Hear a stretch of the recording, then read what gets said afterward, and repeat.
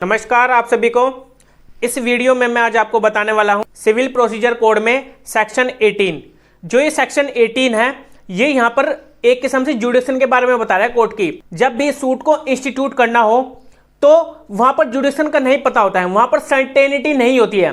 यहाँ पर अनसर्टेनिटी की बात की गई है। यहाँ पर निश्चित तौर पर नहीं पता होता है पार्टीज को और ना ही कोर्ट को कि कहां पर केस फाइल करना है, किस कोर्ट की जुडिक्शन में केस फाइल करना है।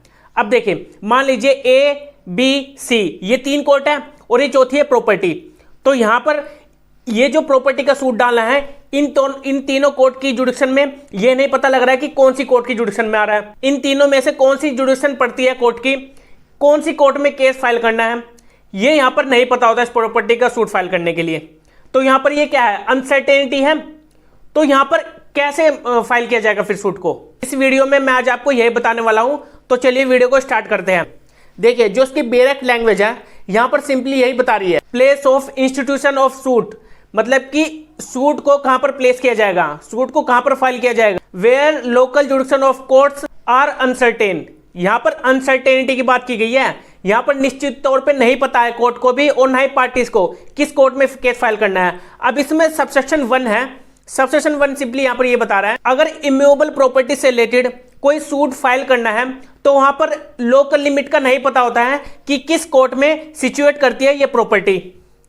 जैसे मैंने अभी आपको एग्जांपल दिया था, ए बी सी ये तीन कोर्ट है। अब ये है चौथी इमूवेबल प्रॉपर्टी। अब इसका सूट कौन से केस में फाइल करना है, यहां पर ये अनसर्टेनिटी है। अब मान लीजिए जो प्रॉपर्टी का ओनर है वो किसी वकील के पास भी जाता है और वकील को भी वहां पर सर्टेनिटी नहीं होती है कि किस कोर्ट में केस फाइल करना है। तो अब क्या होगा, आगे देखिए आगे क्या लिखा है, any one of those courts में ground for the uncertainty alleged. जहां पर अनसर्टेनिटी आती है ना, ये ग्राउंड बन जाता है। यहां पर हम अपना तर्क दे सकते हैं।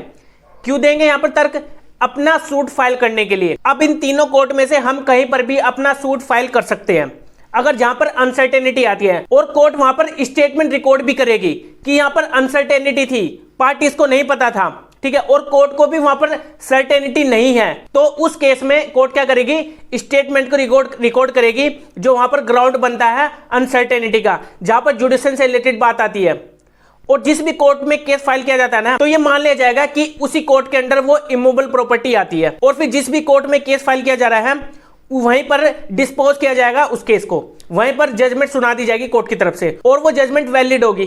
ठीक है, ये नहीं कि वो कंपिटेंट नहीं थी कोर्ट, उसकी जुडिक्शन में नहीं आता था। यहां पर स्टेटमेंट ऑलरेडी रिकॉर्ड कर देगी कोर्ट, पहले रिकॉर्ड कर देगी अपनी स्टेटमेंट को कि यहां पर अनसर्टेनिटी थी, और जहां पर भी केस फाइल किया जा रहा है उसी की जुडिक्शन को मान लिया जाएगा कि ये उसी की लोकल लिमिट में आती है।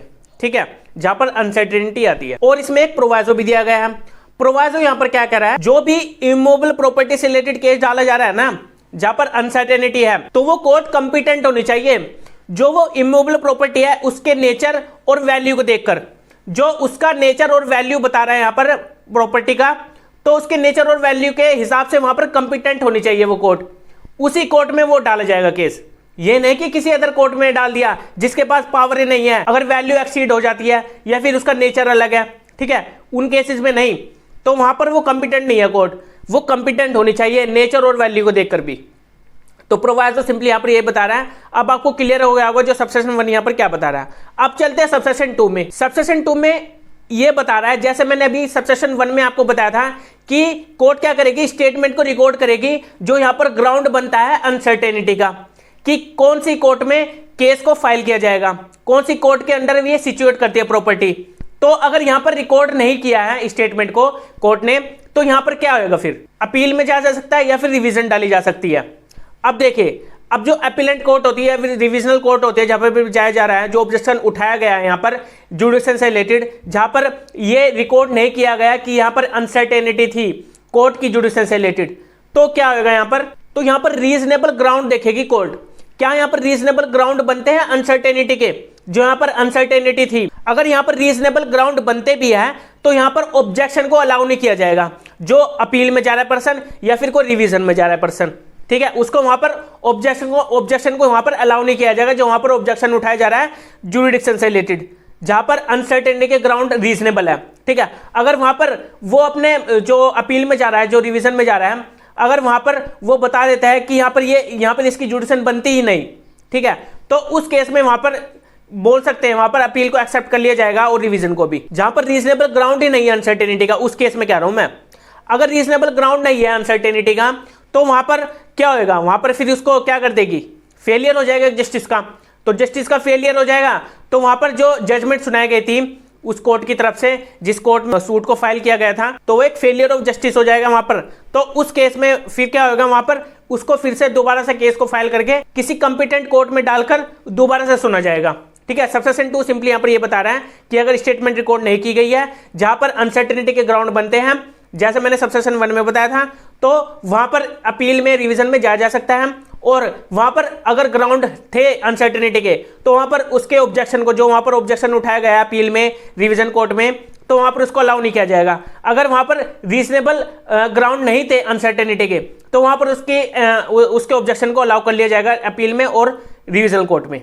तो सिंपली यहां पर यही बता रहा है और कुछ नहीं है। मैंने जो आपको 2 इसमें सबसेक्शन बताए हैं ये आपको क्लियर हो गया होगा सेक्शन 18 में कि कौन सी कोर्ट में जुडिक्शन बनती है कोर्ट की, जहां पर अनसर्टेनिटी होती है, पार्टीज को नहीं पता होता निश्चित तौर पर, और न ही कोर्ट को भी पता होता निश्चित तौर पर हमारी जुडिक्शन क्या बनती है, कोर्ट की जुडिक्शन क्या बनती है। तो अब आपको ये क्लियर हो गया होगा कि किस कोर्ट में केस फाइल किया जा सकता है, किस कोर्ट में नहीं किया जा सकता, अगर जहां पर भी अनसर्टेनिटी होती है जुरिस्डिक्शन से रिलेटेड। तो इस वीडियो में सिंपली यहीं तक था। अब हम मिलेंगे अपनी नेक्स्ट वीडियो में जिसमें हम जानेंगे सेक्शन 19 को। Okay bye.